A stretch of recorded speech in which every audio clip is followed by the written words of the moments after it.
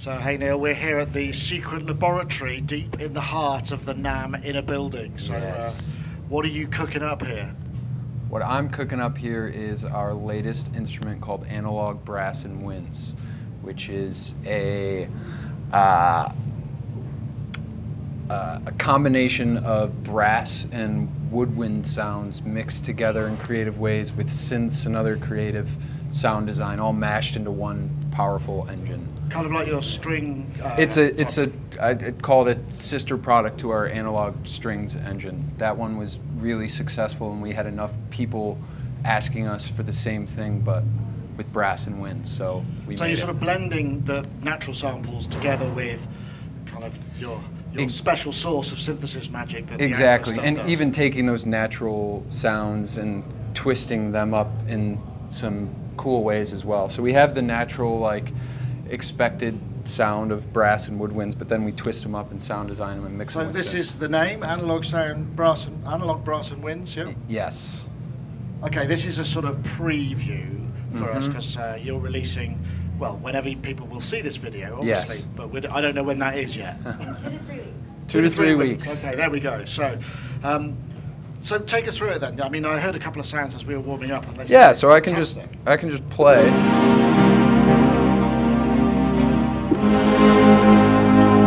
So this one's a very clean brass and synth. And then we have, on most of our engines, we have these macros on the front that, when you adjust them, will change the sound. And depending on the preset, it'll do something different. So that one adds some rhythm to it. I'll go to the next preset. So we got this here. It's a little more subtle. Sort of muted. That's nice. Yeah. You're choosing the right notes.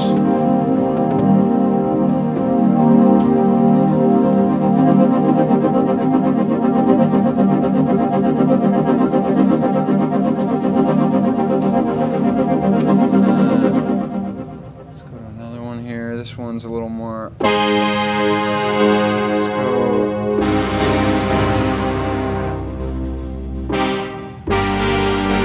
Sustain pedal's acting up on me, but make it work. That's lovely. I mean, it's really interesting because in the old days, it would be like, you know, you'd hear us think something this is supposed to be brass and this is supposed to be strings, and it's like, well, they actually sound really the same. But these definitely have, you know, you can tell they're brassy, but there's all that extra stuff. Yeah, at the end of the day, it's all about tone and harmonics, and depending on what instrument it is, they share some of those qualities. So we're just mixing those in with the electronic synth sounds and more produced sound design type things. So let's try. So where are the brass samples come from? Have you kind of gotten in a room and recorded kind of all that stuff? Yeah, so we recorded all of the brass and winds in EMC Hall. Budapest. EMC Hall in Budapest, yeah. And then the synths are all sampled analog synths. So we got the best of the best and sampled those and then mixed them with our own. So are they ones that you did samples specifically for this library? Or I mean, I yes. guess you probably got a lot of synth stuff sampled up anyway, right? So we got a lot of stuff, a lot of synths in signal and analog strings, but we didn't want to just reuse those, so we brought in new synths and recorded those. And you're using the and some have a sort of brass and airy feel to them as well, so we wanted it to fit with this product. The sound design must have been a lot of fun for this, right? Yeah, and a lot of work. Yeah, well, yeah, of course, because you're using the Contact engine, so you've got all sorts of clever scripting and whatnot going on. Yeah, and we try and use Contact to its fullest on the back end to be able to get the most out of that. To make it work for us. And will this work in standalone, or do you need a full version of Contact? Works in standalone, contact free. So if you buy Analog Brass and Winds, you don't need to also buy Contact. You can use it in the free version.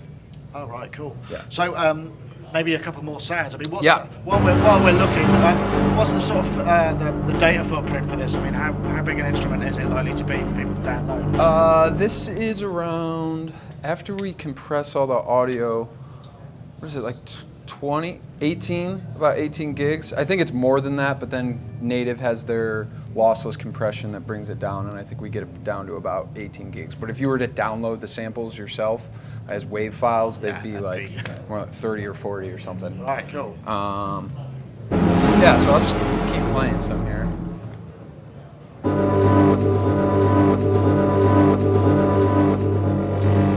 Trying to get the sustain over. Yeah, so we have these tape loops where you can take a sample and just loop a part of it, move it around, so you can hear as I move that, it's taking a different part of the sample. It's almost sort of like wide granular synthesis. Yeah, yeah, exactly. But we time it, so this is timed to a half note, so that it actually has a rhythmic feel to it and locks to your project's tempo or whatever song you're working on. And then you can move these.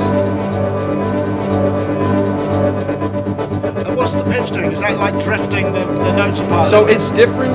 It's different for every single preset. So if I come in here and actually look at the macro settings for the pitch, there are specific knobs that work well with this preset specifically that have been assigned to it. And every single preset, it's different. So if I go here and open up the macros, you see these here, but when I go to the next preset and open that up. Right, so you got different stuff, but you'll still. It's interesting you're going for less macros. I mean, lots of people go for 8 or whatever, but you've gone for more. Sometimes we even think 4 is too much. Like it's simpler is better, and we really believe that. So do you think that's part of one of the reasons why the sort of output have been such a success? You know, because it's a simpler. I think so. We purposely do that. We want to make this easy for somebody to just walk up, play some sounds, find something they like, mess around with these macros, and at the end of the day, I've seen Grammy Award-winning producers pull up our stuff and just do that.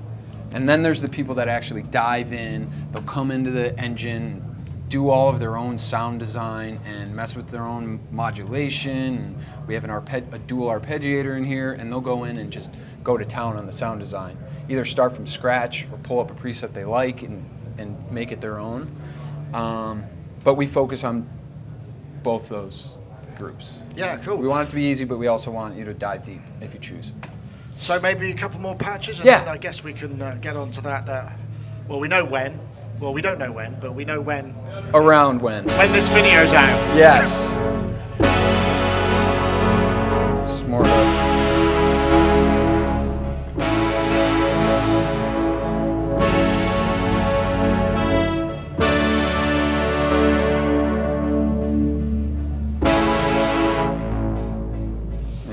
Some of these are presumably kind of more heavily on the synthesis than they are on the actual brass sounds. And it depends. So if I come into the preset view here and I click around on some of the, I can say, give me more synth sounds and pick some of these. Or a hybrid that has both. Or just say, I just want straight up orchestral, ensemble type sounds. And when I come in here. I like the look of Deep Currents. So that's more of your straightaway. That's brass and winds in there.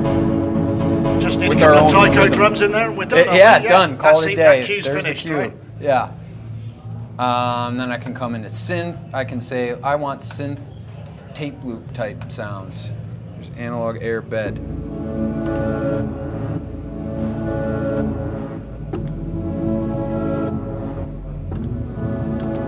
They do sound really nice, actually. I mean, I think that's something that's common across all of us. I mean, you know, your demos are classy and the launch videos are what have you, but the sounds really support. It's really, without that, then nothing else. The engine doesn't matter, how many presets, how nice the samples are recorded. If you don't have awesome presets right when you put your fingers on the keyboard, then nothing else matters. So we make sure to focus on that. Yeah, that's a very good point. So what's the kind of target price for this? I mean, where are you putting it? It is similar to all our other engines, $199. I think when we first release it, is it different for current output customers? You don't have to say that. Just say $199. There might be deals. Yeah. Just keep your eyes open. Yeah, there could be deals. But $199 is the kind of target price. Yep, okay. $199, and then if you bundle it in with the rest of our bundle, that price gets knocked down pretty drastically if you want other. Yeah. Right. Okay. So best to go output.com. Output.com. And check it out. Yeah. Neil, thank you very much. Thank you.